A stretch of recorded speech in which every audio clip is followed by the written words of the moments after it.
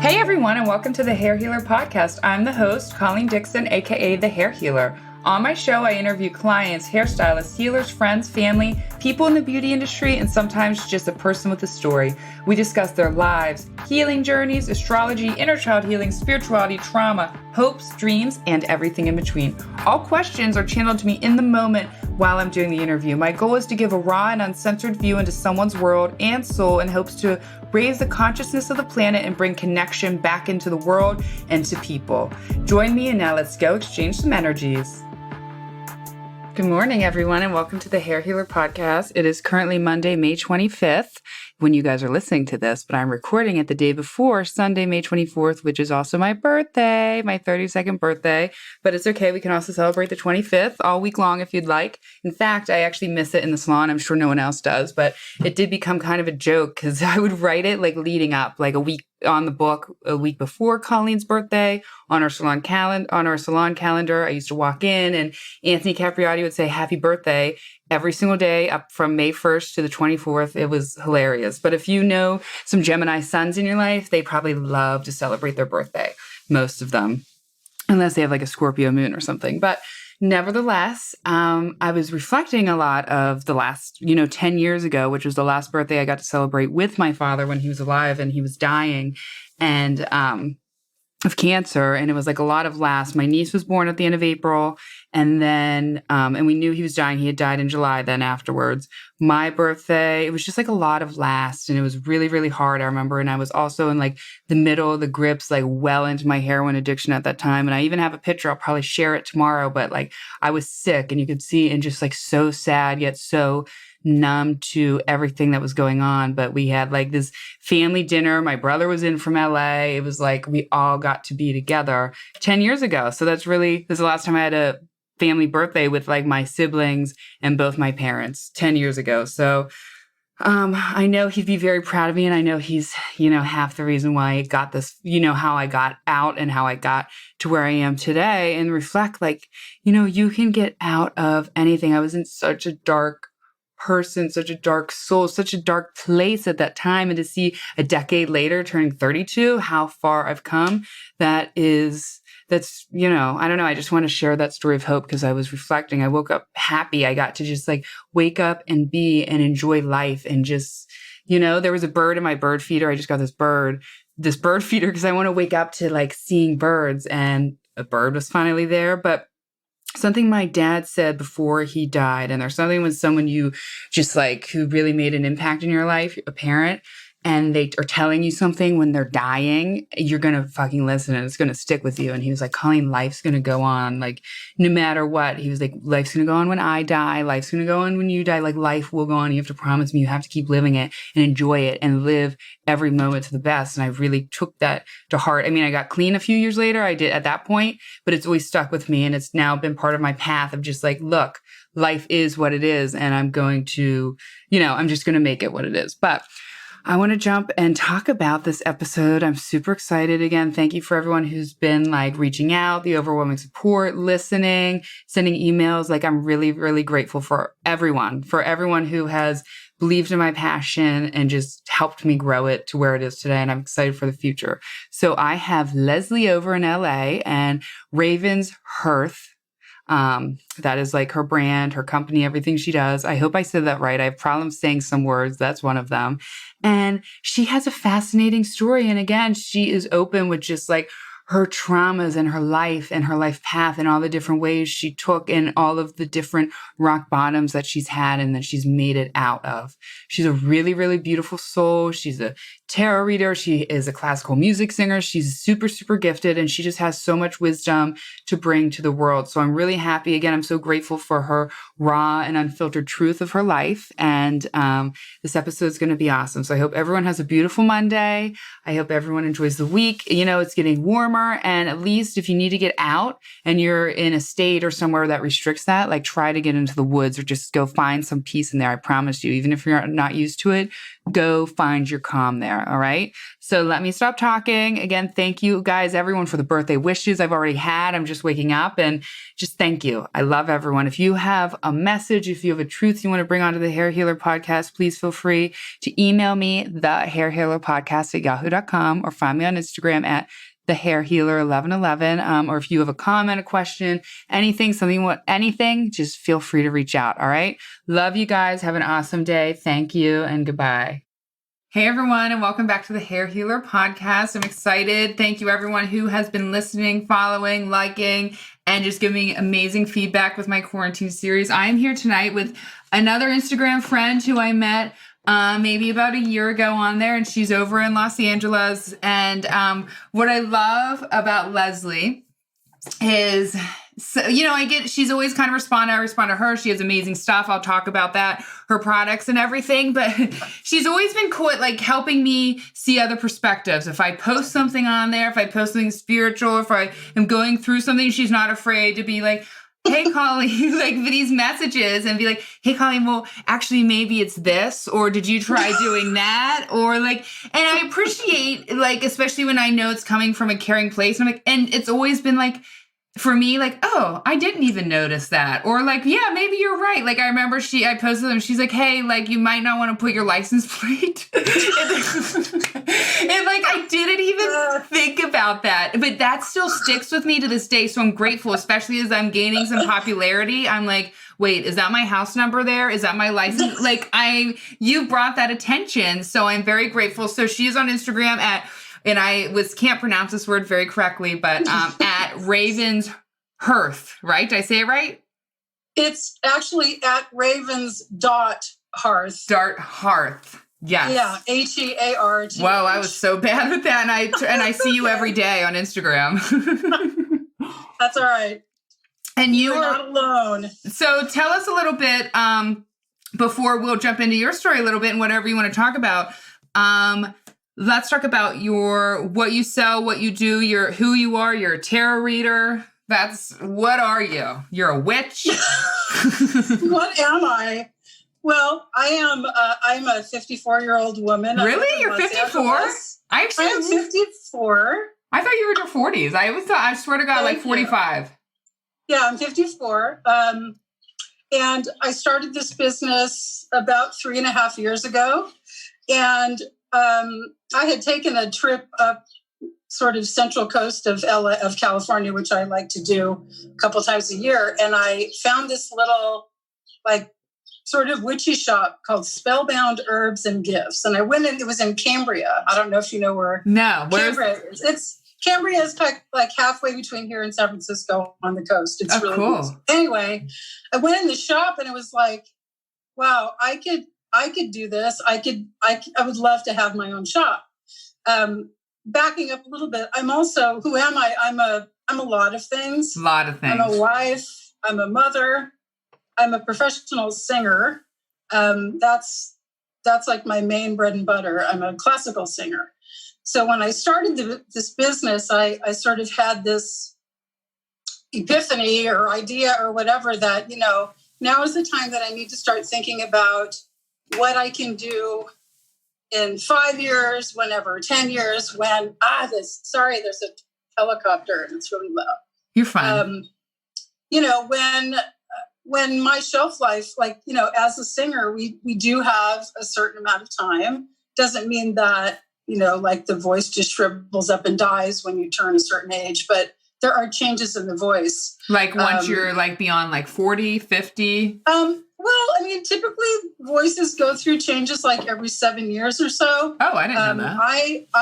I'm also a menopausal woman. I don't know if I would say postmenopausal, but I've been writing it for, a while now. Wow. And I'm totally happy with it. Yeah. But the hormone stuff does affect the vocal cords. And there's a certain amount of, I guess, ageism sort of in entertainment, even in classical music. Yeah. And I'm not totally sold into that. I don't want to buy into that completely. But I wanted to be realistic and honest with my own career. And did you see that in the classical music career? Like an age out? Did you see that in the classical music career? Like an age out in that way, or just in entertainment in general? Well, I'm not there yet.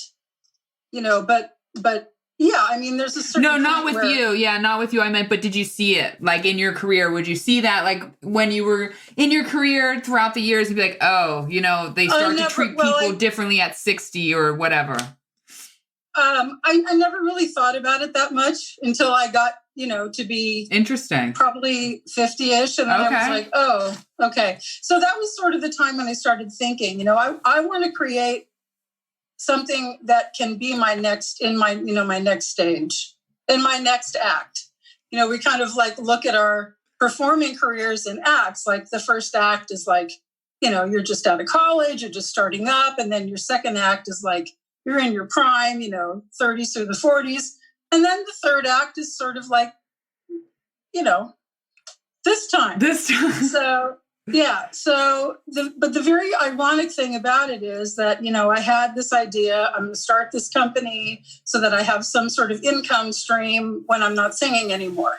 And didn't realize that it would actually mean right now.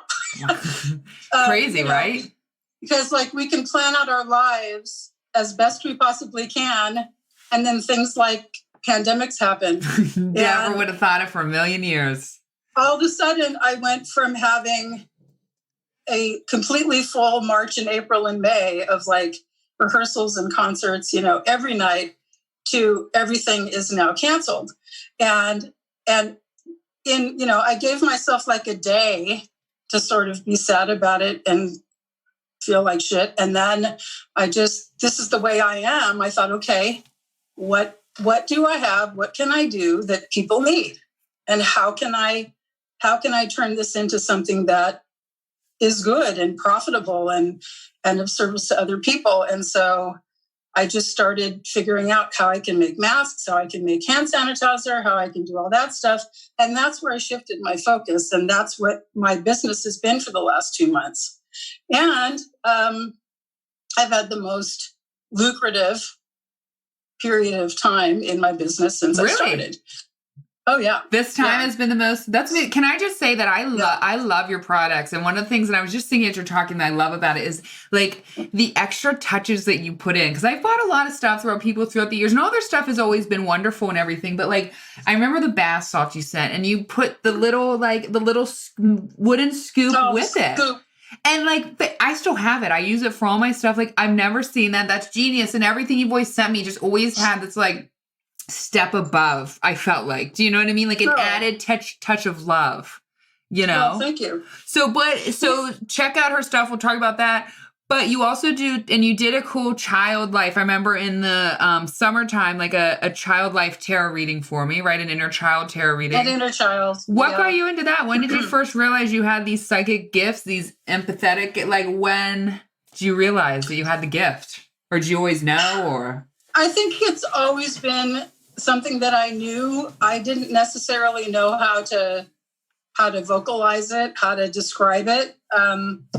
I've been thinking a lot about that recently, just in my own sort of like familial heritage and what I remember as a kid. But I've always had this sort of extra sense about me. And I was always interested in tarot cards, and it's not something that I took a course on or anything. I just, like everything I've done, pretty much I've been self-taught. I just figure out how to do it. That's just the way I am.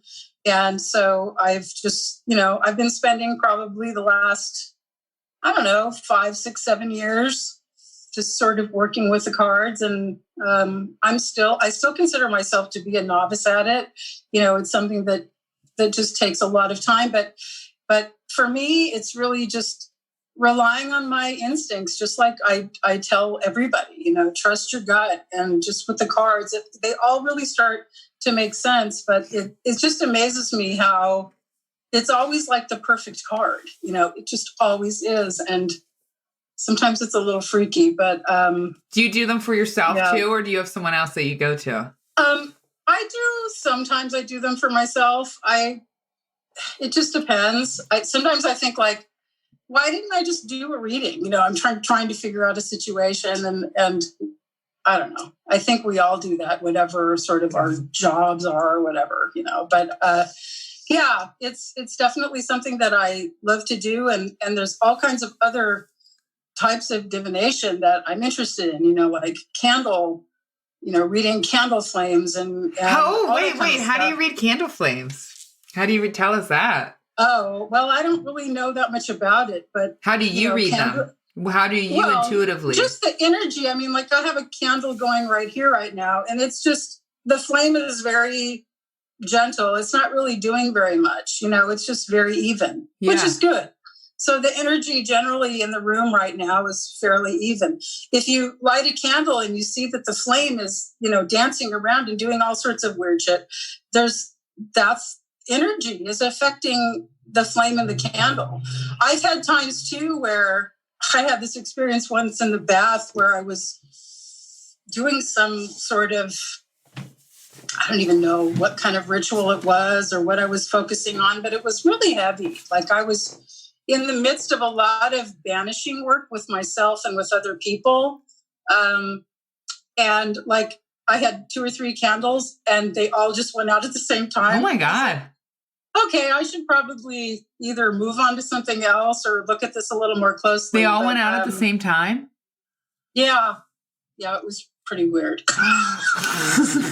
Weird shit like that happens all the time. Let me just say though, what's so cool is like I've looked at the flames, but like I know our listeners right now are like, holy shit. And I'm like, that's so cool. I never really realized looking at the flames to judge. That's why my mouth dropped, like to judge the energy in the room. I just never put two and two together. Because there's times like, I'm like, why is that doing that? Why is that lighting like that or going out? And I'm like, oh, it's amazing. You're so right.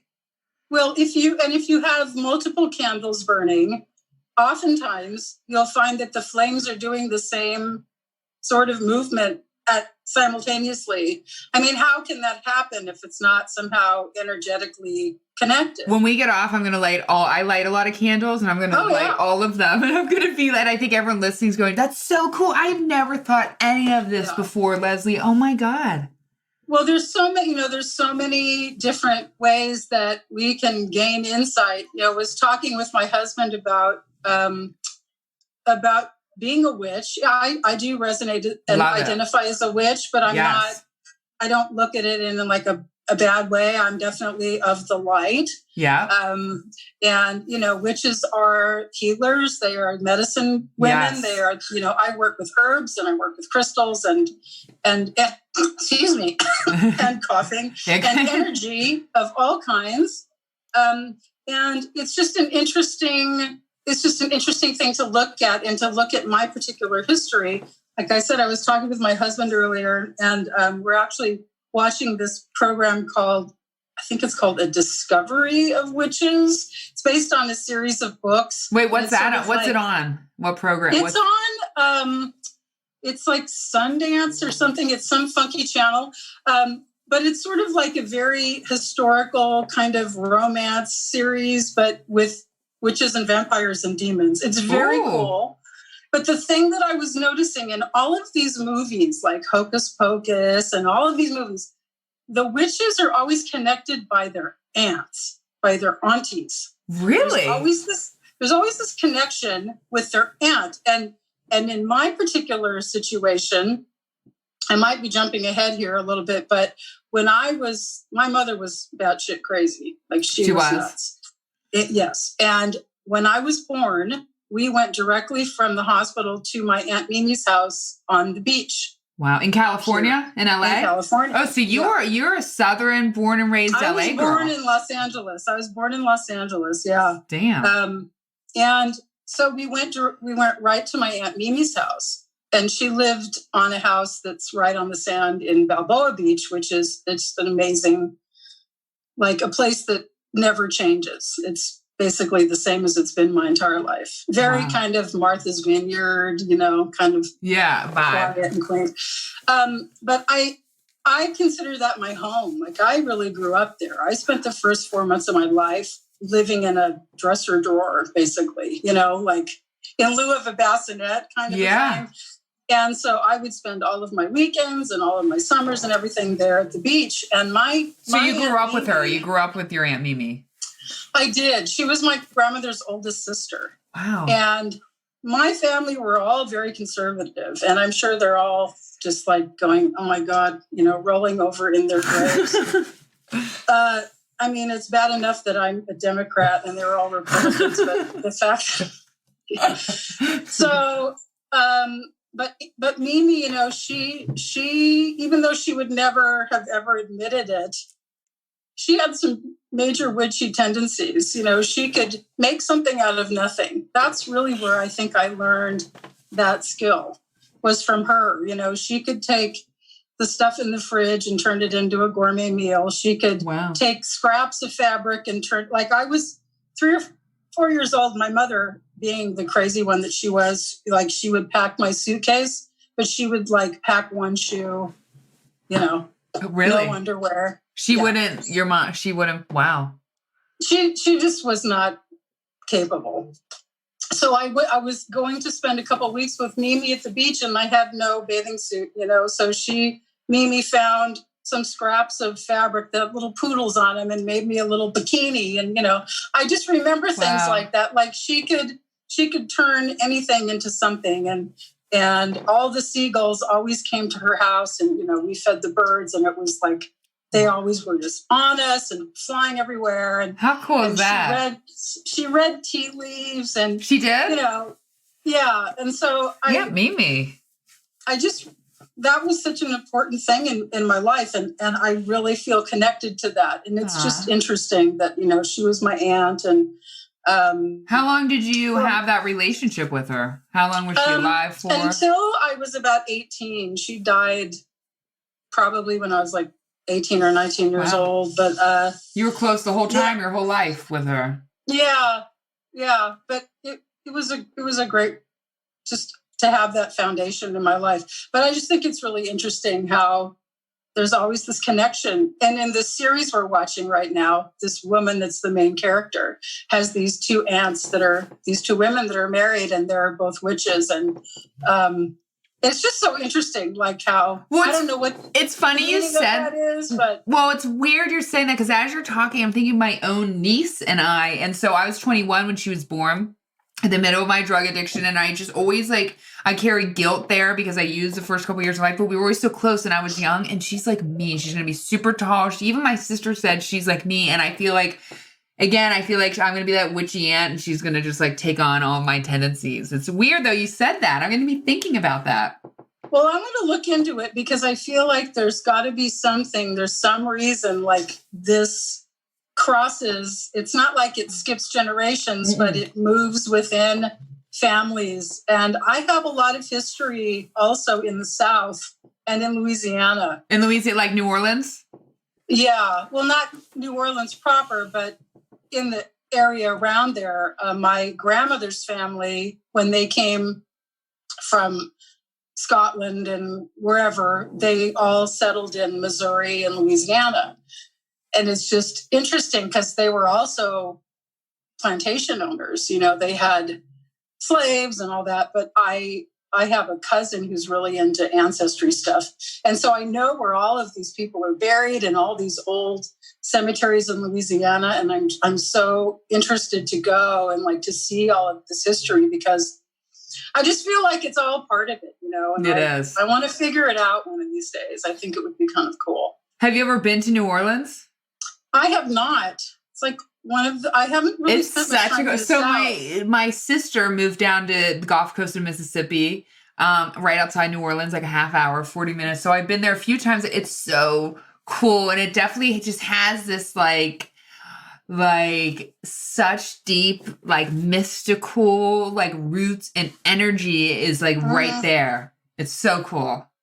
Well, every time I see anything, any movie or whatever, I have this real connection to that part of the country. It's funny you said that. I actually also do too. And I don't know why. I mean, yeah.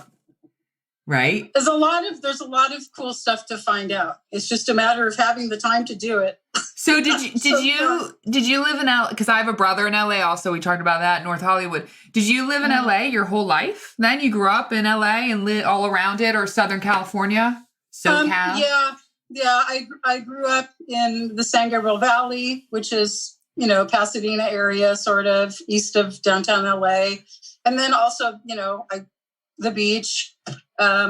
I spent some time in Orange County when I was in college, but for the most part, I've been in and around. Do you love it? Like, do you ever get used, like, does the amount of people in the traffic, I guess, like, have you ever gotten used to that? Is that, I guess, what I maybe mean? I don't know if I don't know if I'm used to it. Every time I'm there, it's like, this is insane. I don't know how people do this. Well, it's an interesting thing because right now it's very different. There's not that much traffic.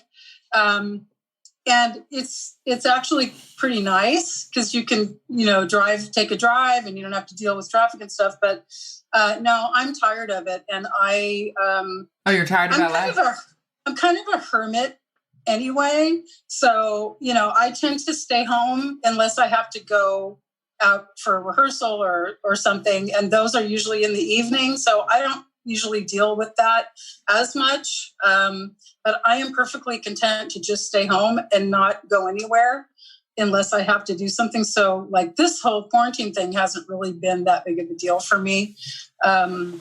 It's just like the loss of work and not doing what I love to do.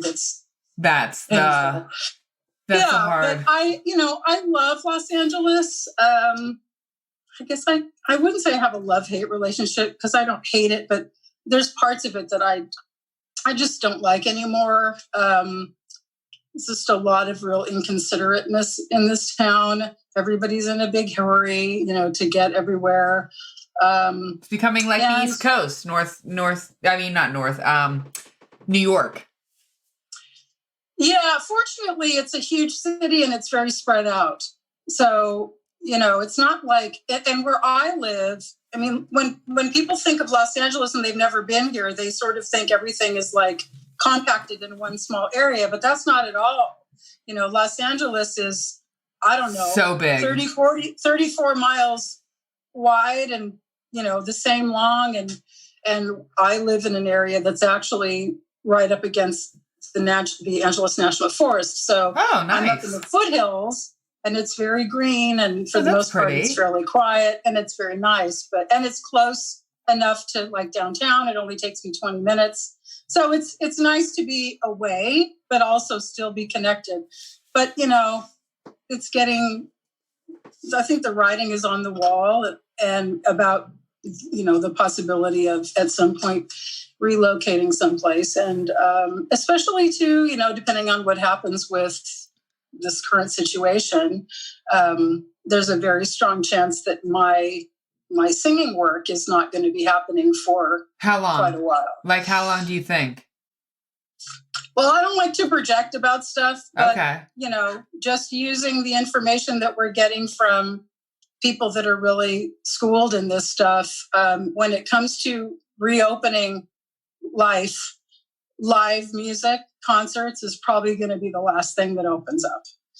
And it's probably, there's a very good chance that it could be, not until there's a vaccine or a cure.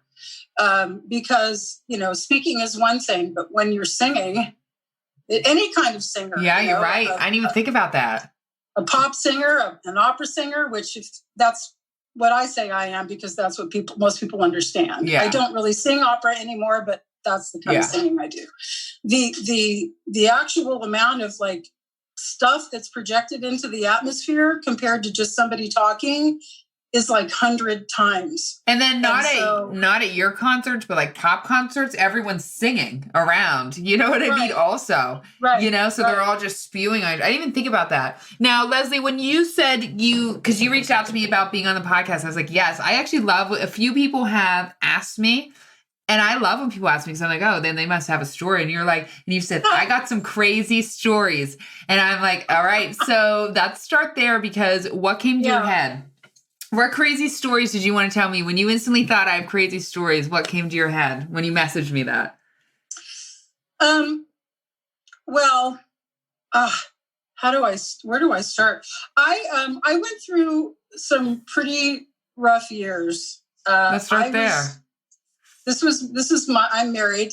I'm very happily married. I've been married for 4 years. Good. Awesome. But I was married before. I got married when I was 24, and I was married for 13 years, I think. Wow. And it was not a great situation. And I'm not going to really go into it too much, just out of respect for my son, who's 23. Okay, so it's the father of your son. Yeah. But at the end of that relationship, and I had gone through many years of lots of medication. I was on 7, 8 different things at a time. Oh my God. In for and like depression, all of that. Depression, anxiety, fibromyalgia, you name it, I was on it. And I was, in emergency rooms all the time for anxiety, panic attacks. And so when I left that relationship, I literally walked out. My ex-husband had taken my car keys from me, and I walked out with my flip-flops and my purse. With nothing else? I just walked out into the night, and I had actually been acting out just sexually because I was just in such a weird place and I was just so miserable. And I think that's everyone's common go-to when they're in a visual. I had hooked up with a guy online and ended up starting a relationship with him. And I went right from now. And also my son was 6 years old at the time. And I was a complete disaster. And I walked away from that night, basically like I was either going to kill myself or my ex-husband, or I needed to get out. And so that's what I did. And I left that relationship and ended up in a relationship with an addict. Sounds like all my stories at the perfect, right? So that was a 7-year escapade. Was he using when you met him, or was he clean? He was, but you didn't know? My naivete, I really did not know. And it was not, this is part of the crazy, it was not like a drug like you would imagine. It was actually cough syrup that he was addicted to. Like codeine, like the kind that makes you trip, like you can go get at the store, like CVS or whatever. Robitussin. Yeah, robotrippin, they call. It's the dextromethorphan is the drug, which if you use enough of it, it's like a synthetic hallucinogenic. I never got that because I was just like, give me some acid. I wanted to hit me hard and fast or whatever. So he was actually addicted to it I've never known anyone outside of hearing people at meetings that were honestly like teenagers that abused it. No, he was addicted to it and it killed him. It killed him. So what? Well, my question was going to be that what does it do? I don't really know anyone that's ever been addicted to it, I guess is what I'm trying to say. I don't know what an addiction to that looks like because I've only ever seen kids kind of come in and mess with it. What does that look like? I mean, he would, if you drink enough of it, it acts like a hallucinogenic.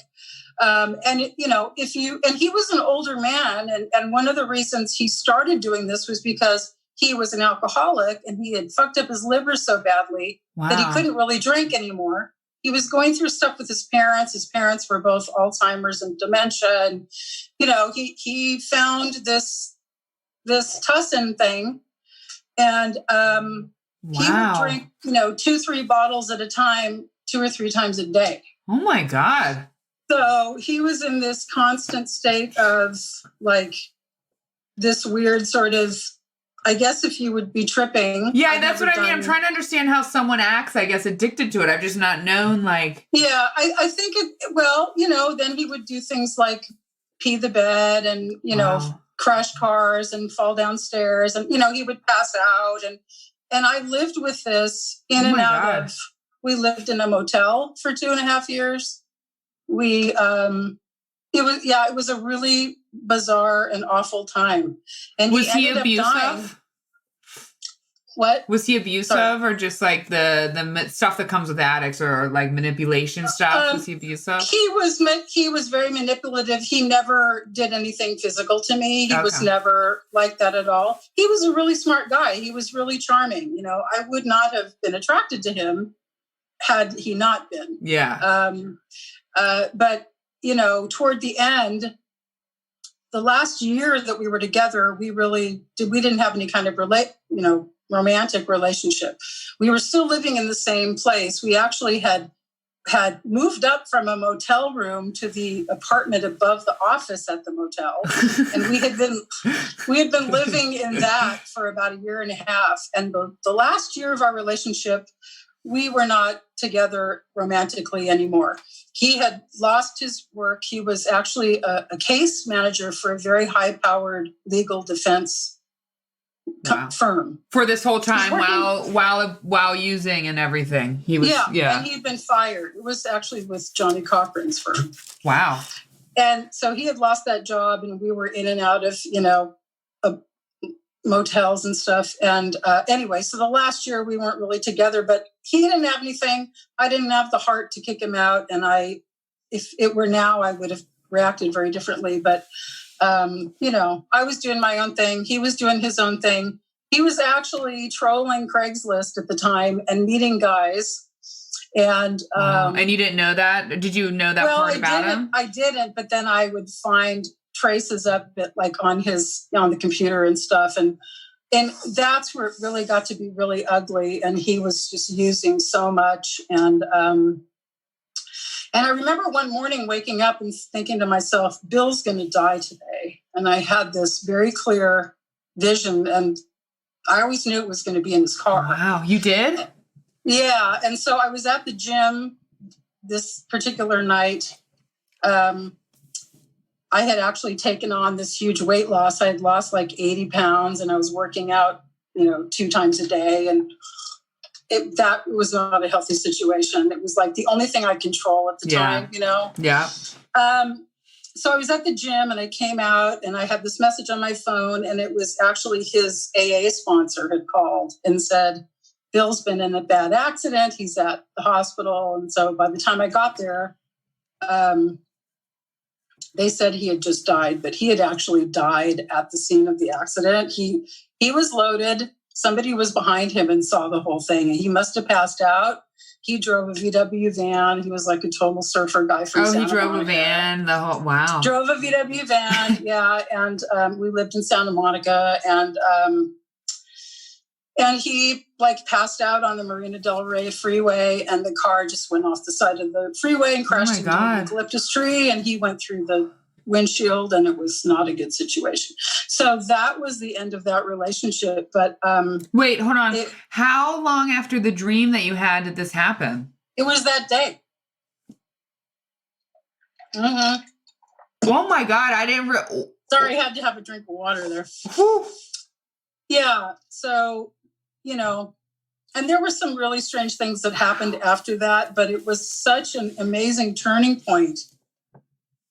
I mean, I definitely grieved over it, because this was a person I'd spent a number of years with. And I loved the man, but I didn't have any kind of romantic connection with him. But it was kind of like, that was sort of the thing where he finally said, okay, I'm going to detach myself from you now, because I tried for a long time to get away from that relationship. You couldn't? There was this weird connection. I just couldn't do it. But that was really the point where I kind of started to get my life back.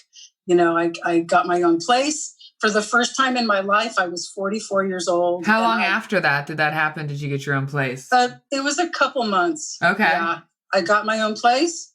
I was living alone for the first time ever. And I started to, really kind of change my life. And before that, I had actually gone off of all of my medication. Wait, real quick. During this whole time, you're still a classical singer, correct? Yes. And I have also, during this whole... What an interesting, back life behind the scene as a classical singer. If you were you said you played the acoustic guitar, I was like, yeah, that, but wow. No, so here's a little, there was a period of time where I was in a very, very bad place during our relationship. And my son, who was pretty young at the time, he was 7, 8 years old, hated me. Mm-hmm. And I was at the lowest of the lows, and I tried to kill myself. Oh my God. So I woke up in a psych hospital. Wow. And I've been there too. I woke up in 3, but in my early 20s. Yeah. Wow. So I woke up in a psych hospital, and it was really after that experience that I started to feel a shift in my head and my spirit. Like I need something more. And that was around the time that I started going off all my medication. Now I don't. How old were you at that time? Do you remember? How old was I? 30s, like late 30s?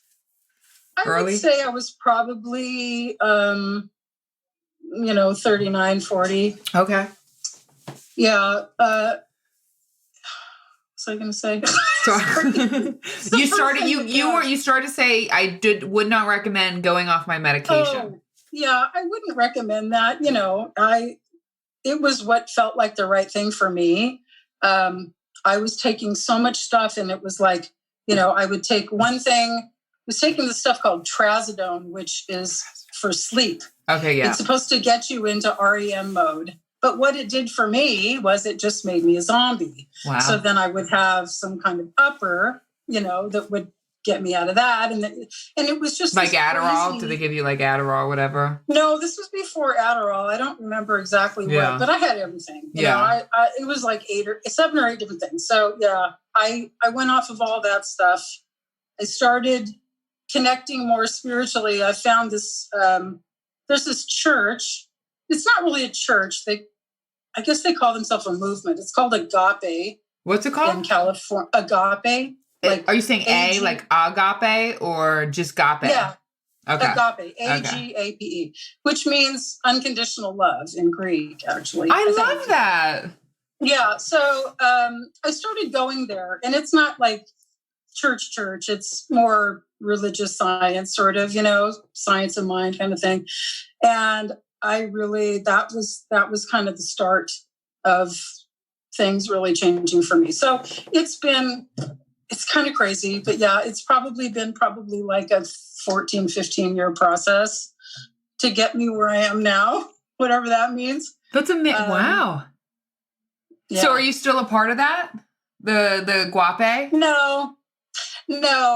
It got to be a little too kind of churchy? Hollywood cool for me. Oh, wait, what's Hollywood cool? Like what? Well, like that's where Kabbalah, when Madonna, I just always think of, when I think of Kabbalah, I think about Madonna. Okay, I remember being a kid and seeing, The guy that's the head minister there, his name is Michael Beckwith, and he was actually one of the people involved in The Secret. Oh, okay, so if you've watched any of that film or read the book, Michael Beckwith is one of the contributors. Okay. So, there's the connection with Oprah and all these people, and there's a lot of celebrities that go to Agape, and to go there on a Sunday, it was like you had to stand in line for 2 hours. Are you serious? Yeah. So then I moved away from the West Side, which is where this place was. Okay. And to get anywhere, in the evening, it's just a big pain. So that was good for me at that time in my life.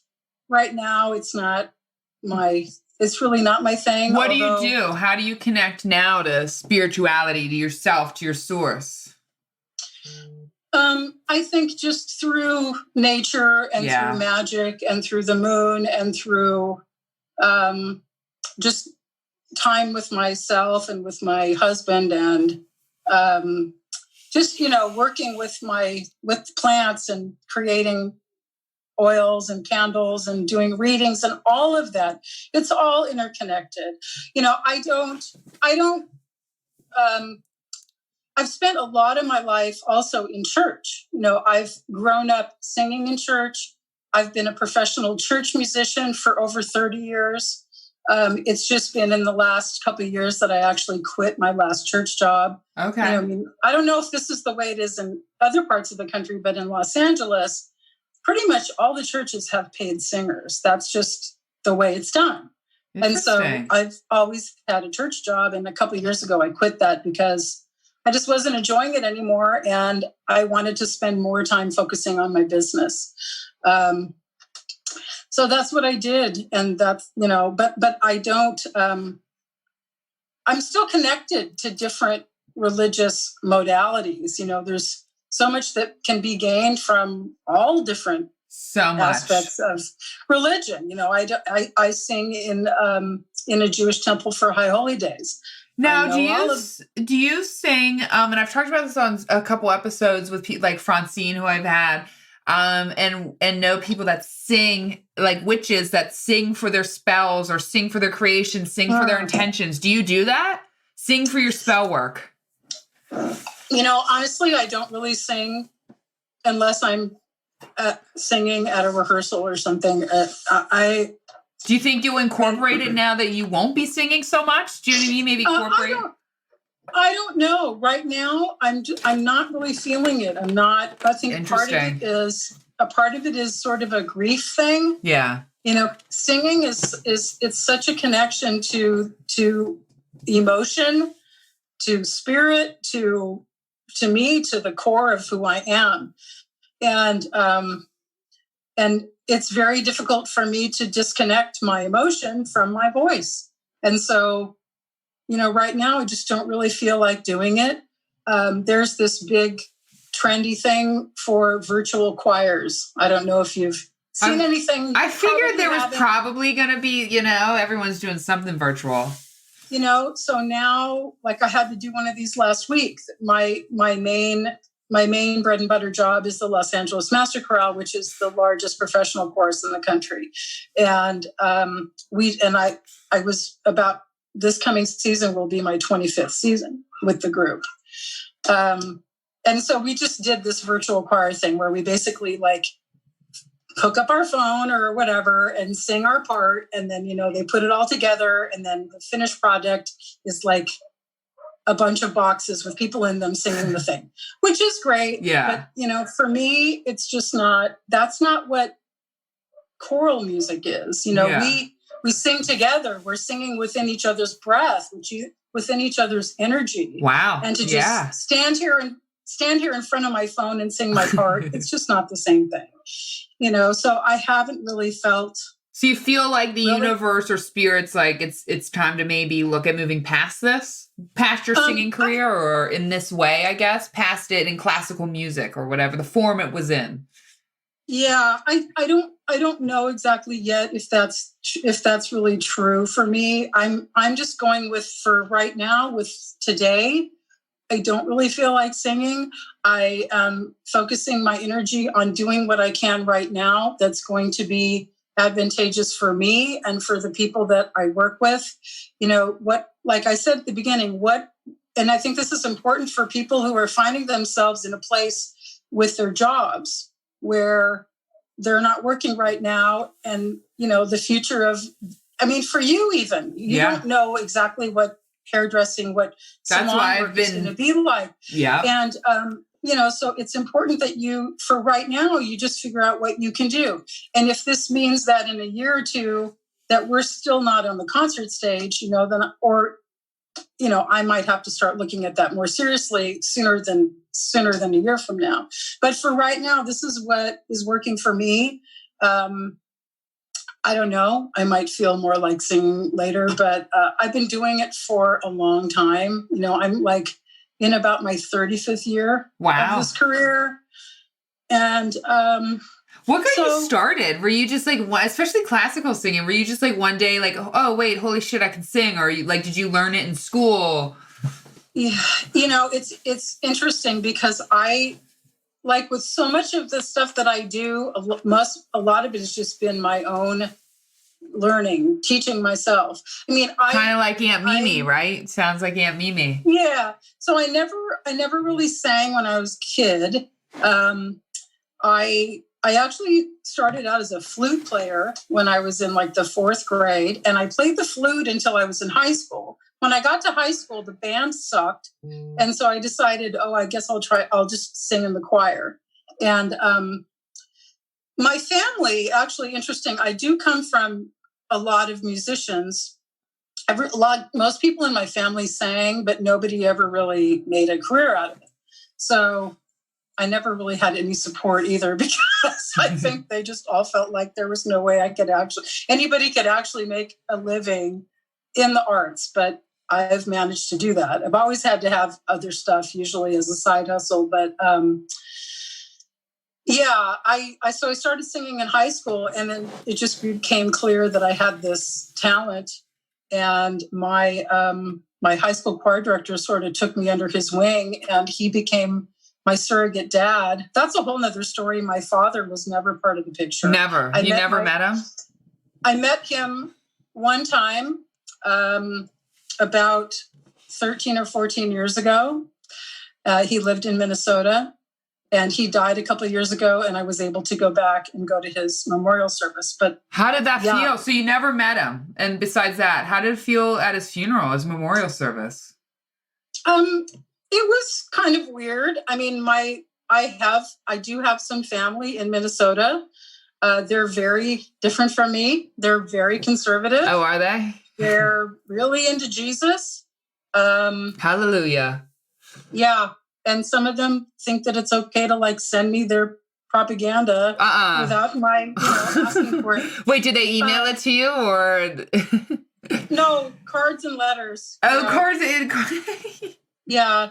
But yeah, so it was sort of weird, but I'm really glad that I was able to go. But I was able to meet him while he was alive. He was a gay man, actually. Interesting. And, back in the 60s, gay men couldn't be open about it. My mother and father met actually in a church choir in Hollywood. At Hollywood Presbyterian Church is where they met. Wow. And so my mother got pregnant. And did your mother have some mental health issues? Just because you said at the beginning. Oh, okay. Oh yeah. Major. Yeah. She was very promiscuous. Wow. She got pregnant, and my grandmother had basically given them an ultimatum, like either you marry her or I'm sending her away to some girl home for young women to have this baby. Wow. So I was not wanted. I wasn't. So wow.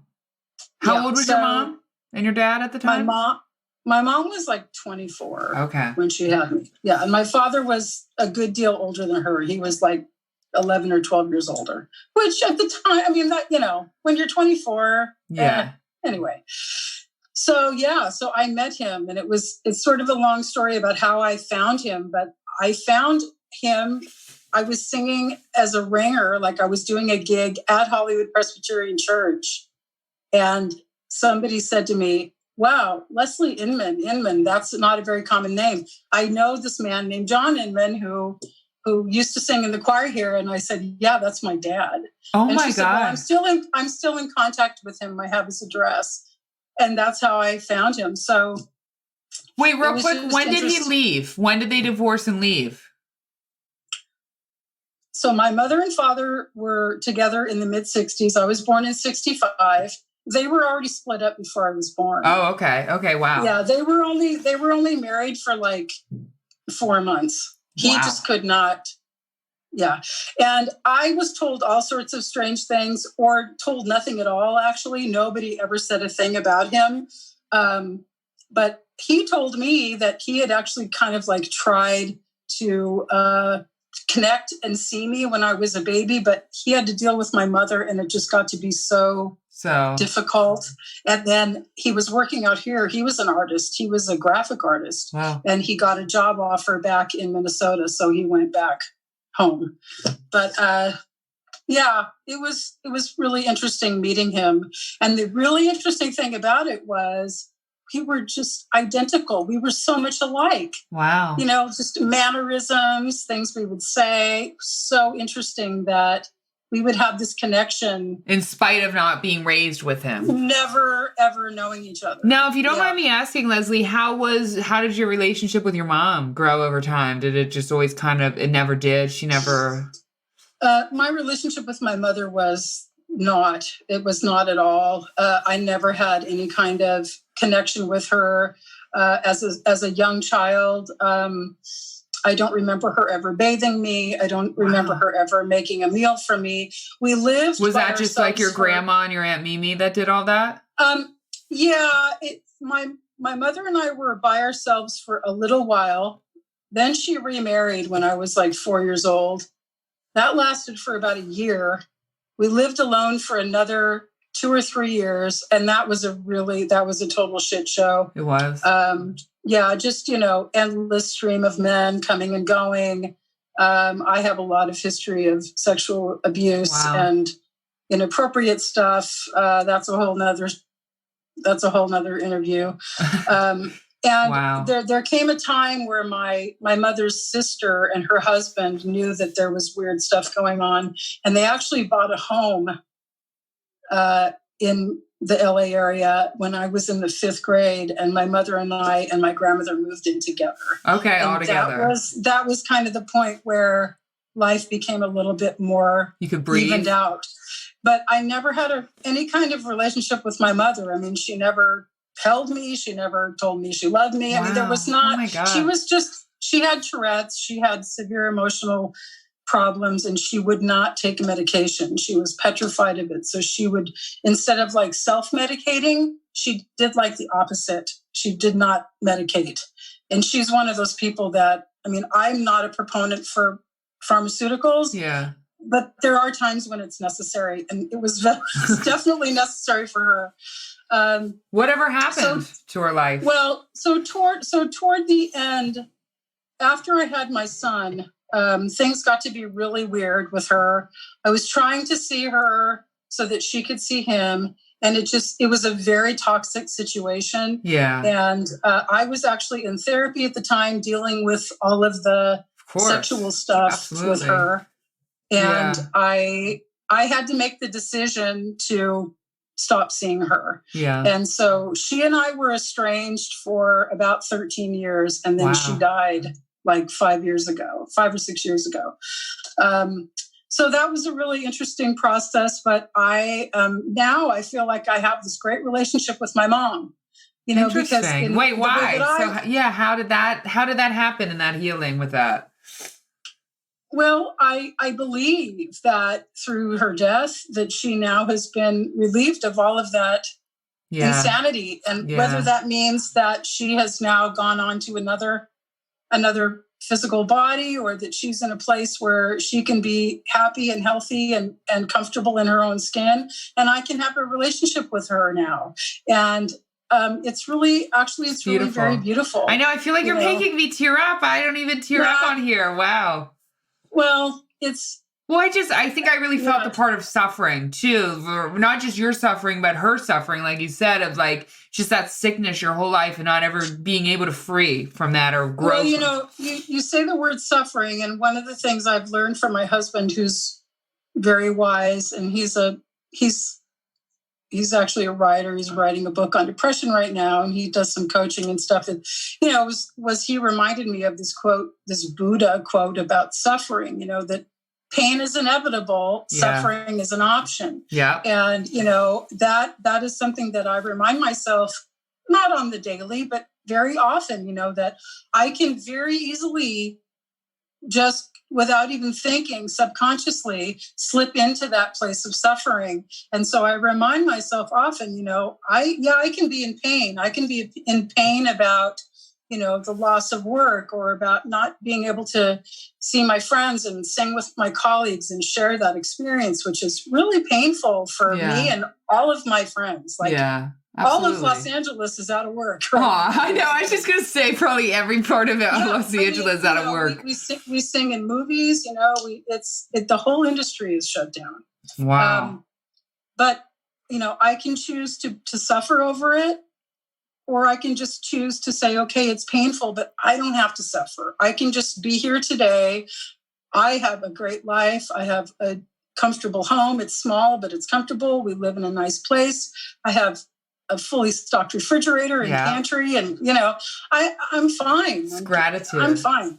And so that, you know, that's a choice that we can make. And I feel like for my mother, I know she suffered at some level. It's weird because there's times when I don't think she really was connected to her emotions at all. Interesting.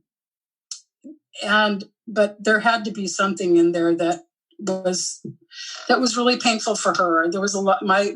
Her father died when she was, you know, 10 years old, and she saw him die. And I know that you know, that had to contribute to it, but it was just a lifetime of never really been properly diagnosed. And, but you know, I grew up with that. And so this is all part of my Yeah. It's all part of my tapes. Yeah. It's all part of my wiring. And so I have had to do a lot of work, and I am far from there. I mean, I still have a lot of stuff that is really in my shadow, have a lot of stuff that I deflect to, that the stuff that we did to survive when we were 5 doesn't work when we're 54. Wow. So that's a really important thing for people to learn. The survival mechanisms that we used when we were children. Wow. They worked when we were children, but they're not applicable to us when we're adults. We have to approach these situations from a different place. We aren't 5 anymore. And so that has been a real important lesson for me as I've gotten older. And I'm not there yet. I mean, trust me, I still have a lot of really unconscious things that I have to work through every day. But, it's a process, but I don't have to suffer. And I think that's a really important thing for people, especially now. We have to always remember to be in gratitude and think about the things that we have. There are a lot of people that have a lot less that are really happy. Gratitude is I think my favorite spiritual principle. It's my favorite thing to work with. Leslie, this has been an amazing episode. You brought me to tears. So much hope, so much. You were such a strong woman figure. And to hear too, again, like you said, you feel like you finally got it at 44 or starting to get it. To hear this sort of rebound, or I can be on my own. I don't need a man. It's so inspiring that you can do it at any age, any generation. You're never too old. You're never too young to love yourself and find that. So at the end of the episode, I ask 3 questions. Okay. Now, the first question I like to ask is, if you could go back to that time, we touched on, like you said, it'd be a whole other episode, but a little bit of tiny little Leslie, right? If you could go back to that moment and go back to your inner child, what would you say to her? Oh, wow. I would just tell her that I'm really proud of her. She really had to show up and take care of herself. And she was real serious, and I'm really impressed with how well she did. And now I just want to tell her, it's okay. You don't have to do that anymore. You can let other people take care of you. You can be softer. You can not be so, don't have to have this resting stress face all the time. You can just allow people to be helpful for, you know what I'm trying to say? You can allow people to help you. Because that has been one of my biggest, I'm not going to say problems, but it's always I can do it. I can do it myself. Me too. I can do it. My way is the right way. And again, this kind of goes back to, that's what I knew that I had to do when I was a kid. And I don't have to do that anymore. So I want to thank her for being such a badass and for being a survivor and a warrior. And because of that, I feel like I still have that in me. Now I'm just learning how to soften up a little bit and allow myself to play more. I very briefly, I did a workshop about, 7-8 years ago. And we went through this process where we were told to just go around the room and pretend we were kids and play. And I couldn't. I hid behind the curtain and I just lost my shit because I couldn't do it. I could not allow myself that space or whatever to play as a child. And so I'm sort of trying to allow myself to do that now. That's beautiful. Finally. It's never too late. That's beautiful. The next question is, what's the best piece of advice anyone's ever given you? God. I know. I like to always go with whatever comes to someone's head the first, I think probably, it's probably not to take things, personally. One of the real turning points for me in my own spiritual development and healing was receiving a copy of the 4 Agreements. Yeah. Which, powerful, was a pretty standard book now in the spiritual world. but it really helped me. And the whole bit about not taking things personally was really impactful for me. And so that has kind of been in the back of my head for many years. And especially, having any kind of presence online. About a year and a half ago, I went through really kind of rough time. Talking about that. I remember that. I think I included you in that group of people. And yeah, so that, that was a process, and it was very painful, but I have to keep reminding myself, we put ourselves out there, but we have to really do like a whole detachment kind of thing. Yeah. Wow. Because it's so easy to get our feelings hurt, and I'm not going to be for everybody, and I'm okay with that. Yes. Yeah. We align. Really starting to be okay with the fact that not everybody's going to like me, and people are going to unfollow me. And do you know what I say? I say, oh shit, I already forgot. So ahead. See, I interrupted you and I forgot what I say all the time about it. Go ahead. Keep talking. Not everyone is going to line. They're not going to be there. They're not going to line. And now I know what I was going to say. sorry. I always say, and the same thing for you, I make my content for people who like to listen to me, who think I'm funny and who get something from me. I don't make my content for people who don't think that stuff. Right. You don't make your content for, so your content is so good. It's so real. It's so genuine. The final question I have is, what do you want to leave? What piece of advice do you want to leave with our listening audience? Why are questions so hard for me? No. No, you're giving amazing answers. I think it's just, especially now, because we're just so kind of enveloped in this time. I call it this season, because I believe that, every season has its time, and everything, there's impermanence in everything. Yeah. So that's kind of, I guess that's what I want. The message that I'm trying to send in a lot of the things I do, whether in writing or in videos or whatever, is that this is not something that's going to last forever. This is just something that's happening right now. And so as best as we can do, we just have to, first of all, find something that we can do now that can be useful for other people. The whole pivot thing is really important. So you find what it is, and you go there and you do that. It doesn't have to be forever. And just to keep yourselves in a place of gratitude, because there are so many people in this world who have so much less than we have, and they're grateful and they're happy.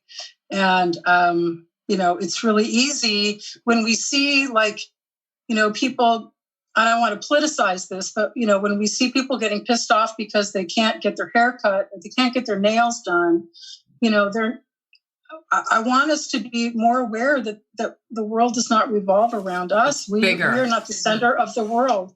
And, the things we are doing right now, we're doing them not just for ourselves, but for everybody else. And so, I just want us to be aware that the people that are going back to work, they're putting themselves on the line, and I just want people to be grateful for those people, and not take advantage of them, like tip their servers well and things. But yeah, just to be in gratitude, and just, as corny as it is, to be in the moment and take it really one day at a time. That's it. Because who knows? There's so much doom and gloom right now. It could end tomorrow. We could all of a sudden not one more cases after tomorrow. First of all, the other thing is turn off the news. Yeah. Turn off I don't watch CNN. news. Turn off, get off Facebook or whatever. Take a break, because, you attract what you focus on. And so if you're spending all your time focusing on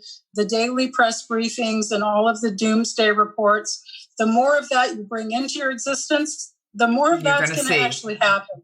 So if you just deal with today, if you don't freak out about it so much, who knows? Next week there could be some Wunderkind, some wonder child in Austria or something, who comes up with a vaccine. Yeah. And everything could be very different. So, when it comes to projecting, there's so much wasted energy and time thinking and worrying about what might be. It's just deal with today, and then we'll deal with tomorrow, you know? Tomorrow. I love that. Leslie, this has been such a good interview. Honestly, I was like, you had me hooked. You bring a lot of hope. Tell everyone where they can find you at. Email, website, your Insta handle, whatevs. Okay, so you can find me on Instagram at Ravens.hearth. That's RAVENS.HEARTH. I'm on Facebook at facebook.com/magicalgoodness. Ooh, magical goodness. Yeah, my website is actually ravenshearth.bigcartel.com because I have one of those shop sites. And if you want to send me an email, you can reach me at shopravenshearth@gmail.com. And yeah, I guess that's it, really. I don't really do Twitter. I'm not a boomer. I'm like a year short of a boomer, but I just don't. No Twitter. Yeah, I just don't get it. I've tried, but yeah. And I don't do TikTok. No TikTok. Or whatever the shit that's called. Yeah, I've literally been sewing masks and making hand sanitizer and like trying to find alcohol for the last 2 months. You know, I've just been working my ass off. Well, I see it, and I'm seeing you glow up, and yeah. I'm seeing and I love, love, love. Everyone check out. I'm serious. I'm not just saying shit on the podcast. Amazing products and good prices, homemade. You're helping support someone, and also it just like has that extra touch of love. Like I serious, that little thing. I was so like, oh my gosh, I no one's ever given me this little thing to scoop up my bath salts, and I still have it and keep it to this day. I've never had something like that. So I loved it. Thank you everyone for tuning in again to another amazing episode. If you feel like you have a story of hope or any questions for Leslie or any suggestions or anything, please feel free to email me, thehairhealerpodcast@yahoo.com. As well as find me on Instagram at thehairhealer1111. Please send this to someone who you know this could bring hope. Like, review, subscribe, whatever it is you do. Thank you guys. I'm so grateful for everyone every week for tuning in. I love you all, and I hope everyone has a beautiful day. Thank you.